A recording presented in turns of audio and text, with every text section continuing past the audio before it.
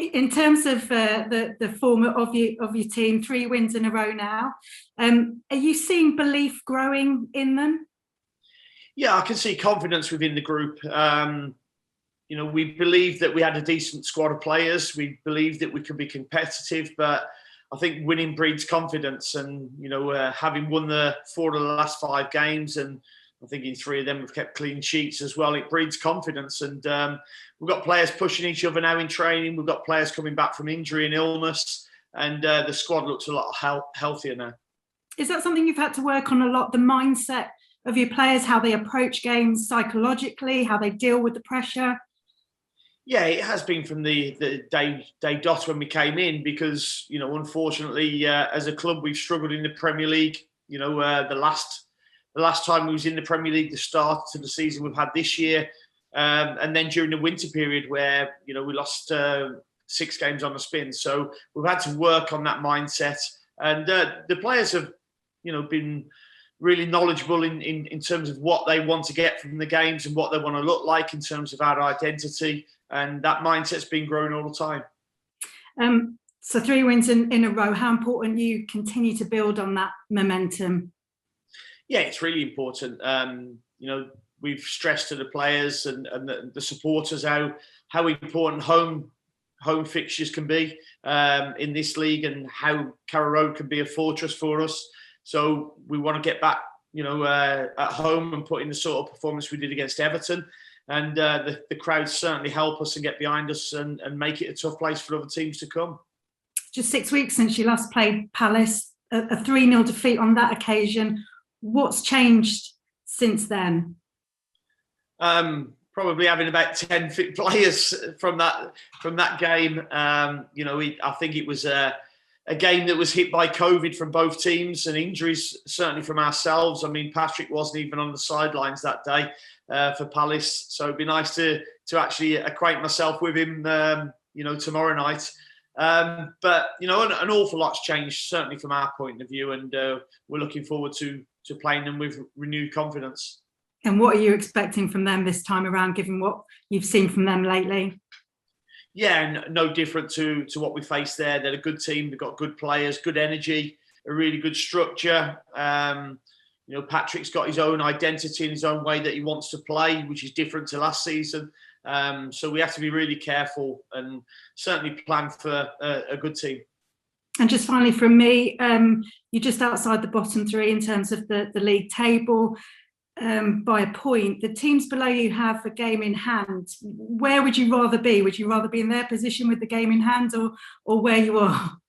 At the moment, I'd rather be where I am, with the points in the bag already, because you've still got to go and earn them points. There's obviously going to be games tonight, so the table can change before we even start our game tomorrow. And that's the way it's going to be. And we just have to take it game by game. Great stuff. Thanks. All the best. Yeah, see you, and you. Bye-bye. Thanks, Kirsty. Okay, Jake Robson, please, from PLP. Jake. Hi, morning, Dean. Hope you're okay. Yeah, morning, Jake. You okay? Yeah, good. Just going back to Patrick, I mean, what have you made of the job that he's done so far? Yeah, he's done really well. I mean, he's got into the club. He's stamped down the way that he wants to play, the identity he wants to be seen as a head coach. And I think we can all look at the Palace team and see that it's different to last season, as it should be when a new manager comes in. And I know you sort of just touched on it, but how different are they exactly, do you think, from last season? I think they play a little bit more expansive. Probably play out a lot more from the back, and they've got new players in as well. They were a strong, powerful team last season, very hard to break down. They play a lot more in their own half now under Patrick, and look to join it up through the thirds of the pitch. So it's a little bit different from last year. I know you sort of touched on what changed from that last game against Palace this season, but what do you think that you learnt after that defeat that can stand you in good stead going into this game? Well, didn't learn an awful lot, because I felt terrible after the game. It was a poor defeat. I think it was the 6th game where we hadn't scored and Wood got beat. So, that's as low as we could have got, I think. But, I think the thing, we actually created chances in that game. I remember Sam Byram, I think it was his first Premier League start for 20 months, and he's hit the bar and had another chance. Lungi, Sorensen had a chance as well, and they broke the other end and scored. We gave a sloppy penalty away. Adamida had a chance towards the end as well. So, we know we can create chances. The good thing for us is now we've got the likes of Adamida who scored his first Premier League goal, and we've got the likes of Josh Sargent who's just scored as well. And we're starting to get goals from other areas of the pitch now. Couple more then. I know you just mentioned about the position in the league, and the points, but do you maybe have a points total come the end of the season that you've been looking at? No, no points total. As long as there's 3 teams below me, I don't mind. And just lastly, then, does almost this match against Palace have even more significance in terms of you needing a result with Man City and Liverpool to come after that?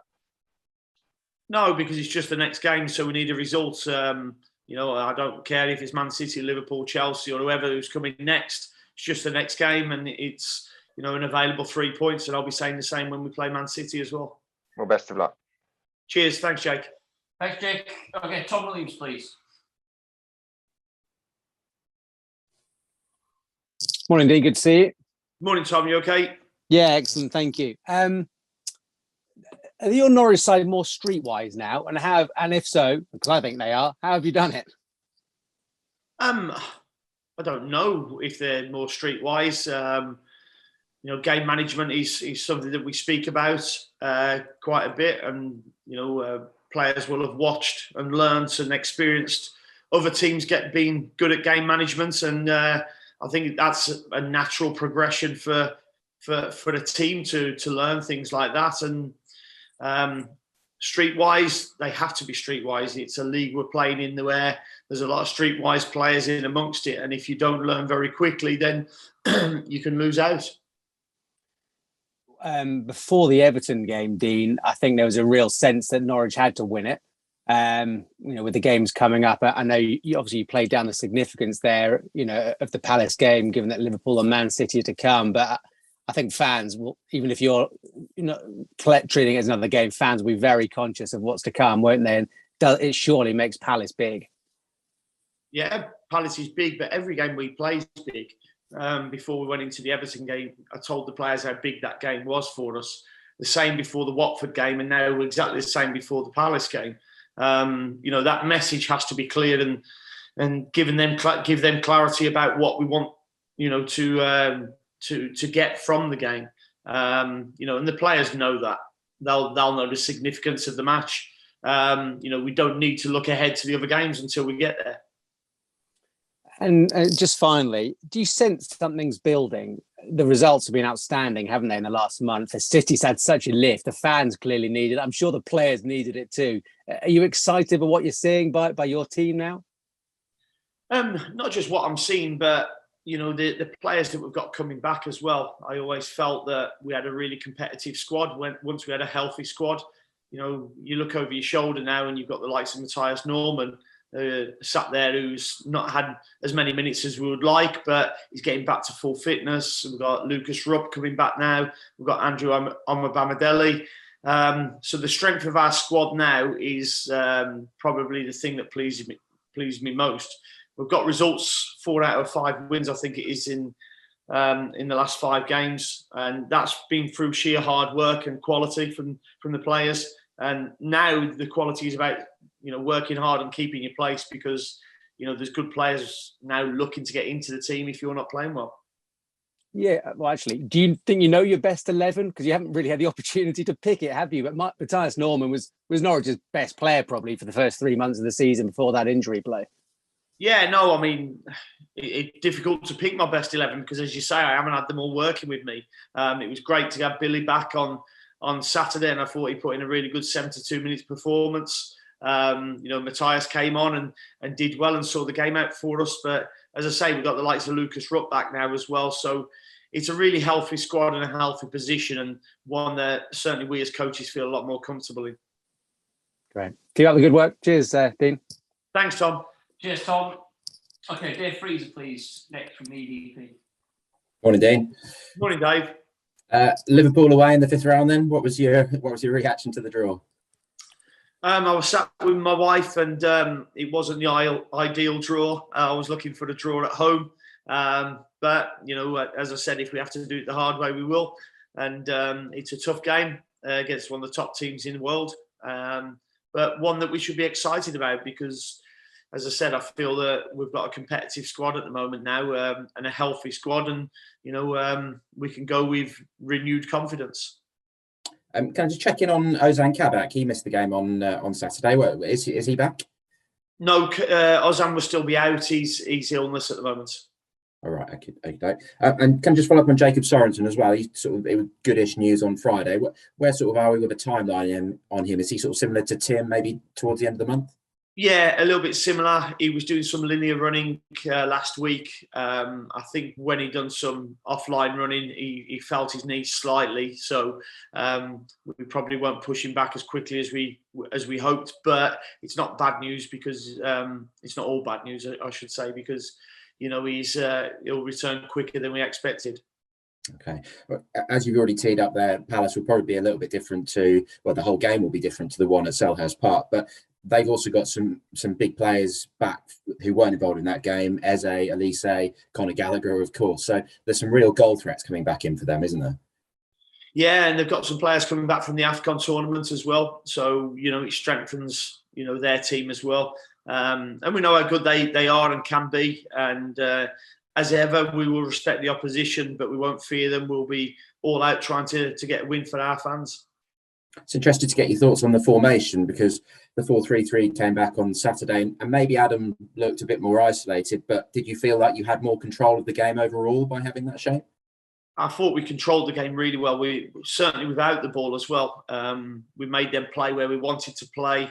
I looked at their shot map after the game and the majority of their efforts were all outside the penalty box. There was only the one where Podence hit the post and a header that you'd say were good chances for them. So defensively, without the ball, I thought the shape was really good for us. And, Adam didn't probably have as good a game as he has in previous games. And that was probably more, he was a little bit untidy into his feet, but also looked a threat in behind again, had the big chance, in the first half and worked a chance where he's worked the goalkeeper. And had another good chance when he won the ball back off the goalkeeper. So he's getting into areas where we feel he can be a real threat. If Josh was to miss tomorrow night's game as well, then I guess it's probably another chance for Shemek to show what he can do. What more do you think he needs to do to help Adam, or if it is a lone striker, sort of be a bit more involved? Because Milot did that quite well, didn't he? I think Milot's come back from injury and shown what kind of player he is. He's still wanting to score more goals. He's only got the one against Charlton so far. But Shemi, sometimes it goes unnoticed, the runs that people make that enable others to have chances. And the reason that Adam got the 1v1 with John Ruddy was because Shemi had made a run earlier to make sure he was onside. And Shemi's influence on the game for us was good. He never got as many goal scoring opportunities as he would probably have liked, and we would have liked. He had the one in the last 4 or 5 minutes, but that was about it. But there was some unselfish running from him that we was really pleased with. Okay, a big question for the final one, which I'm sure you've been losing sleep over. There's some fans hoping to get the drum in to Carrow Road games, which helped to create that really good atmosphere at the Watford game. This is quite a good example, really, because the atmosphere in the away end at Selhurst Park was quite negative, but then at Watford it was really good. So where do you stand on the fans being allowed a drum into Carrow Road? Well, firstly, is that an actual drum, or it sounds like a wrestler at first? Yeah, I think it's a proper drum. Yeah, I think he's taking it. Right, okay. Well, whatever gets an atmosphere, for some fans that'll be what gets them up. For other fans, they won't want to be too close to somebody who's banging a drum all the game. But for me, the fans have generated a really good atmosphere.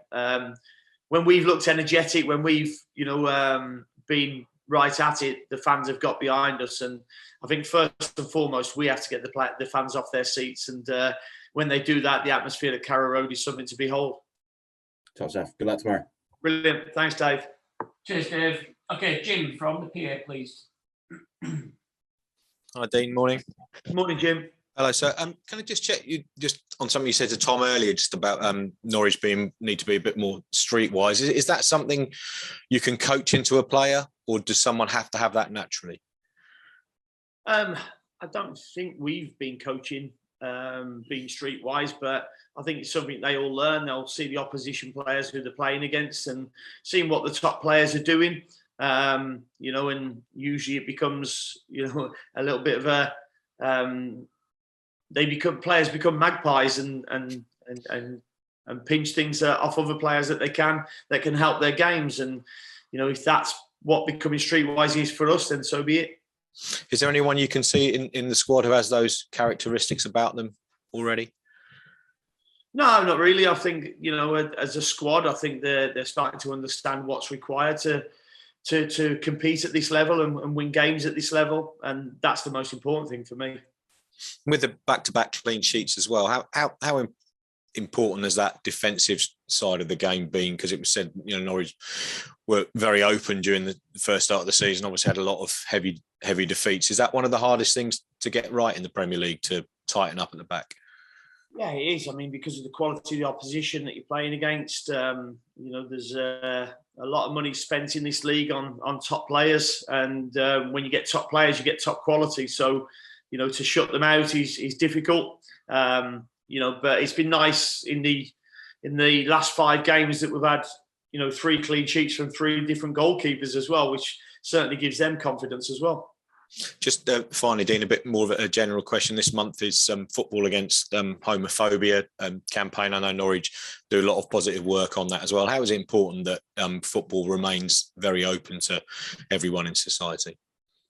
Yeah, it's really important. I think every person who comes to a football match, should come feeling happy, not under any threat of any kind, and feel wanted. We support all kinds of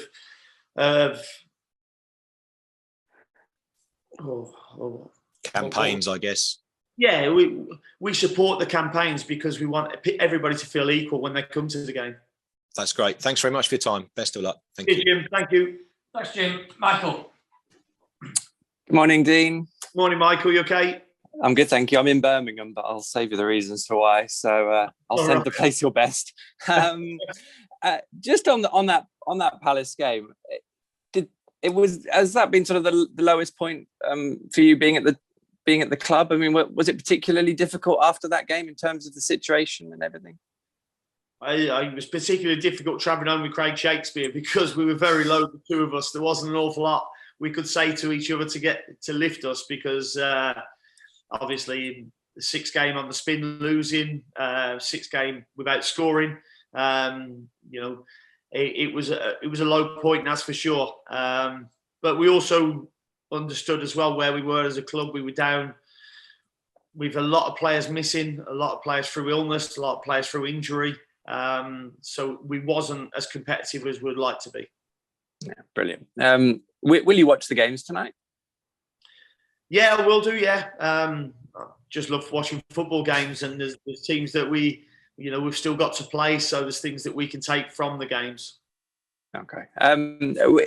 We talk probably a fair amount about the formation. I mean, have you had it before where even if you're coming up with a formation that is out of necessity, you can kind of see it maybe suits the players or surprises you in a bit in how effective it is? And I guess that also can keep your opposition guessing then, can't it, when players are coming back?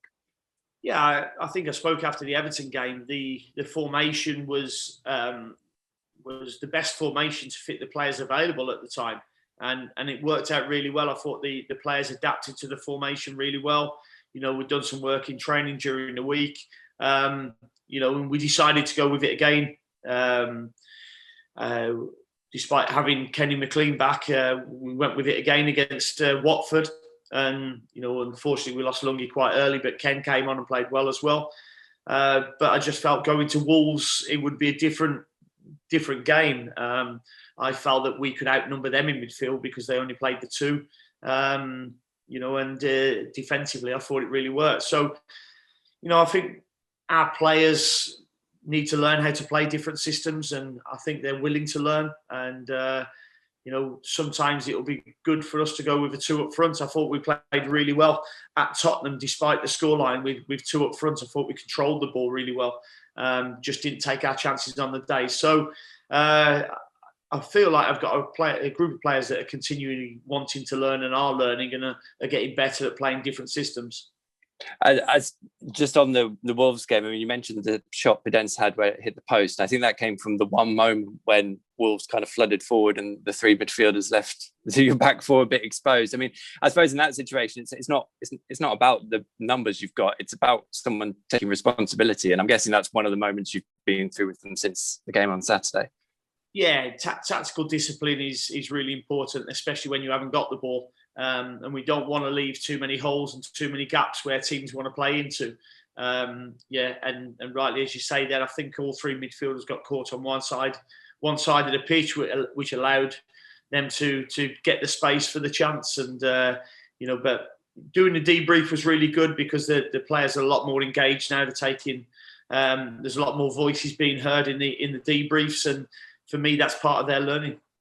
Excellent. Just finally, I mean, it feels like a big game for Angus Gunn. I mean, I know he obviously it was probably a decision that worked out in terms of Michael for Saturday. But, you know, Angus is going to have a run of games now, and I think you kind of wanted him to prove himself and show a bit more, starting with the Watford game, because he would have that better protection in front of him.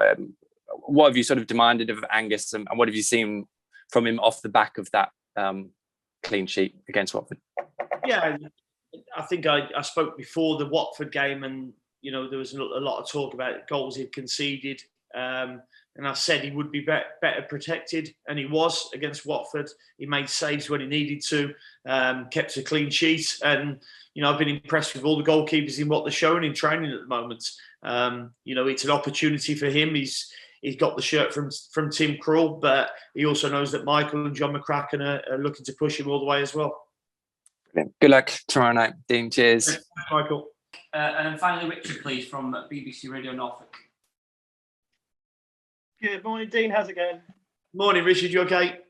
Very well, thank you. I know you said Liverpool probably not the ideal draw, but a big club, a big cup night, the pressure off for your players, that's a real chance for some of them to shine, isn't it? Yeah, it is. I think it's one that we should all be looking forward to. Yes, would have liked a home draw, and yes, would have probably liked it against lesser opposition. But the draw is what it is. And I said, if you want to be successful in life, then sometimes you have to do it the hard way, and this will be the hard way. But we'll all look forward to the opportunity it presents. There often comes this thing of people saying that perhaps the big clubs don't take the cup competitions as seriously anymore. You look down the list of winners in recent years, that's not the case, is it? No, it's not. I mean, I think Leicester were the holders last season. They got knocked out by Forest, who played ever so well the weekend. But before that, you've got Chelsea, your Man United, your Man Cities, who've all been winning the FA Cup. Top teams want to win trophies because that's what they're judged by, and top managers want to win trophies. And I've been saying to our players, this is one of the trophies that is easier to win than a championship, because there's less games to get there, and if you can have a bit of fortune with the draw, but also play well, then there's a good chance. We're into the last 16 now, so we have to take pride in that and hopefully take our opportunity. You talked a lot about confidence and the confidence that comes from wins this morning. Momentum comes with wins as well. Are the two things kind of interchangeable? Yes, they can be. Momentum, certainly when it's with you, you need to roll with it. And, when it's not, when it's against you, you need to find ways to stop it. So it's a real strange word, momentum, because nobody really knows what it actually is. But when you can actually feel it when it's against you and when it's with you. So it's players certainly on the pitch recognising that, and long term, people will say over the last 4 or 5 games we've got some momentum now, but that momentum comes from little moments in a game, and we have to make sure we get them little moments right. The sort of thing you've had to deal with since you came in terms of personnel. I mean, it's happening in all workspaces at the moment. I've done 2 of these press conferences in the last couple of weeks, and I wouldn't normally because people are off. Have you ever had to deal with anything like this in your time as a manager? Is this the biggest test you've faced in your career? Yeah, I think the last 2 years have been crazy, where we've had to innovate at times, and I think we've actually learned from innovating as well. So it's taken us from some positions that we wouldn't normally be in, and I can remember hosting my first Zoom call with my players during lockdown, and it's something that I wouldn't normally do. So we have had to learn, and it has been tough. But hopefully we're coming through it now, and we can take the learnings from it. One of the things that was highlighted listening to the reaction to Saturday's win was all your players knew exactly what their job was, what they had to do in any given situation. Has that been one of your biggest jobs since you took over? Yeah, I think all players want clarity. They want to know what's expected from them. Our job is to give them some responsibility as well, because they are the decision makers on the pitch. And, our job is to go and create more leaders on the pitch, because, leaders are selfless people. And that's what we want within a teamwork, within a team frame. And, I think we're starting to get that. I think having the likes of Grant Hanley back in the team, he was sorely missed. He's a big influence. He's a big leader, but he's selfless. He's a really good teammate as well. And, I think people have taken from him. And the competition for places now, you've got almost a full complement of midfielders with Lucas Rupp coming back. Sam Byron playing really well at the weekend at right back, giving you a real headache in that position. Nice position to be in, isn't it? Yeah, it's a really good position. It's one that, every head coach wants. It's been pretty easy picking teams over the last month or 2 because, we haven't had that many to choose from. But now we're getting, a real healthy squad back, and it's great that there's a big competition for positions. And Palace, you said you obviously know about their style of play. It's very different under Patrick Vieira. Can you take advantage of that? Is that where you could, in terms of stopping them being able to play around you? Do you know how you're going to deal with this one? Yeah, well, you're always looking for strengths and weaknesses of the opposition. They've got significant strengths, none more so than Conor Gallagher, who's come in and been excellent this season, and Elise from Reading, who's been excellent over the past 3 or 4 games. So we have to come up with a plan to thwart them, but then we have to target weaknesses, and that's what we've been doing. Thank you, Dean. Brilliant. Thanks, Richard. Thanks, Richard. Thanks, everybody. We will leave it there. As always, the recording will be sent around the group later this morning. Thank you. Thank you. Cheers, mate.